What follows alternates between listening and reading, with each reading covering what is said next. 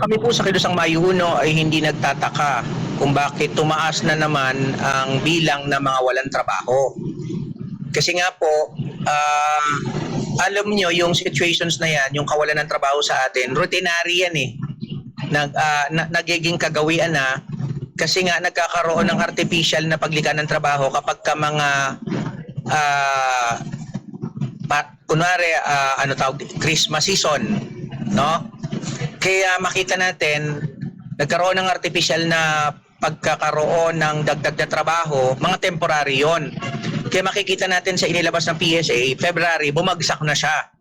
Diba? Lumaki na ulit just because tapos na yung season. So wala na ulit silang trabaho. Patunay lang ito, pinapatunayan lang ho nito talaga, sobrang ang ekonomiya ng Pilipinas ay hindi kayang mag-absorb ng mga bagong mga labor force, lalong-lalo na yung mga gagraduate po ng kabataan. Kasi yung mga graduate po natin, yung mga estudyante natin, wala namang ibang pupuntahan yan pagka-graduate kung hindi magiging mga manggagawa. Either public sector or private sector. Pag totoo silang nag-survey from February, March, April, dahil po sa impact ng pagtaas ng presyo ng produktong petrolyo dahil sa war on aggression ng US.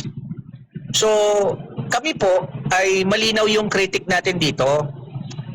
Sinasabi namin hanggat po ang ekonomiya ng Pilipinas ay nakaasa sa ekonomiya ng dayuhan, no, sa pamamagitan ng import at saka export dependent yung ating bayan. Nakakalungkot kasi ganyan na lang ho palagi ang sitwasyon natin. Palaging mga walang trabaho na mga Pilipino kahit na yung mga graduate natin. So, yan ho ang ang mabigat talaga yan kasi lalo pa yung impact ho ng giyera mayroon na tayong nasa around 40,000 na mga OFW na dapat bumalik na sa kanilang mga trabaho sa ibang bansa pero nakastay dito sa atin. Maraming mga walang trabahong Pilipino.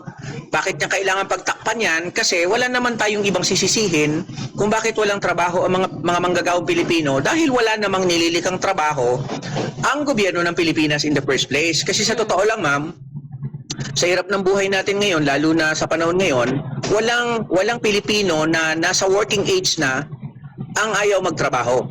No? Kahit nga po ito nga yung masakit na katotohanan eh. Yung mga kababayan natin, kahit mababa ang sahod, kahit contractual yung trabaho, pinipilit nilang magtrabaho. Kapag tiningnan namin sa aming community, minsan nakagraduate na yung anak nung isang pamilya, si nanay walang trabaho, yung anak na gumraduate, pinagsikapan walang trabaho, temporary, si tatay nagta-tricycle driver, etc. and so on and so forth. Doon pa lang sa community or sa isang pamilya, makikita na natin yung bilang ng kawalan talaga ng trabaho. Malaki ang bilang ng walang trabaho. Mas malaki at halos doble ang bilang ng tinatawag natin na underemployed. Ibig sabihin ng underemployed, may trabaho sila, pero dahil maliit ang sahod, kailangan pa nilang mag-extra. No? So malaki ang bilang niyan. Yan yung sinasabi natin na resulta talaga ng isang bansa na walang sariling ekonomiya. Kasi sobrang apektado tayo sa galaw ng world economy.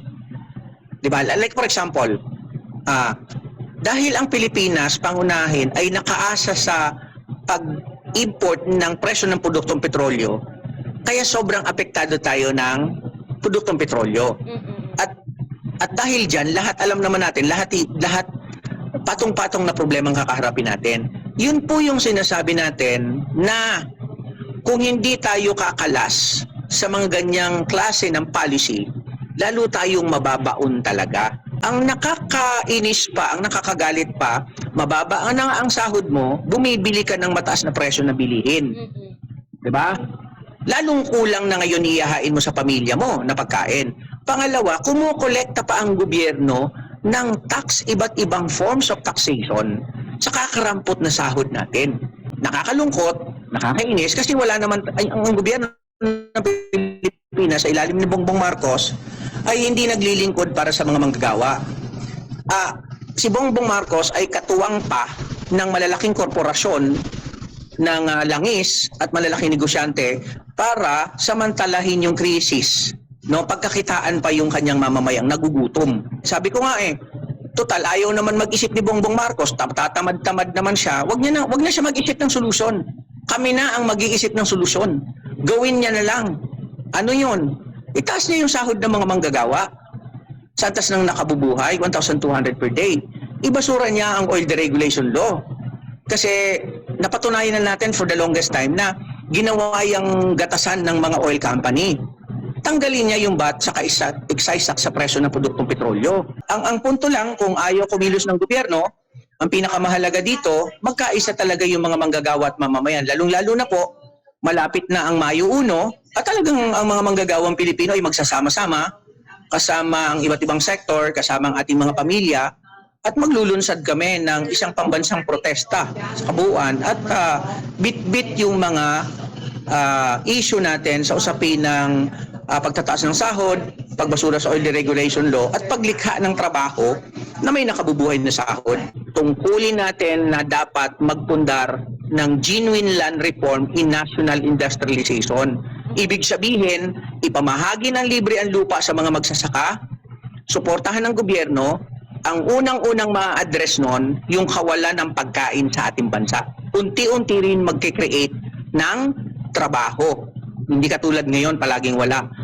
Pangalawa, yung ating natural resources na pinagpipiestahan ng mga malalaking mining na korporasyon sa ating bansa, kailangan ho natin gamitin yan para sa ating national industrialization.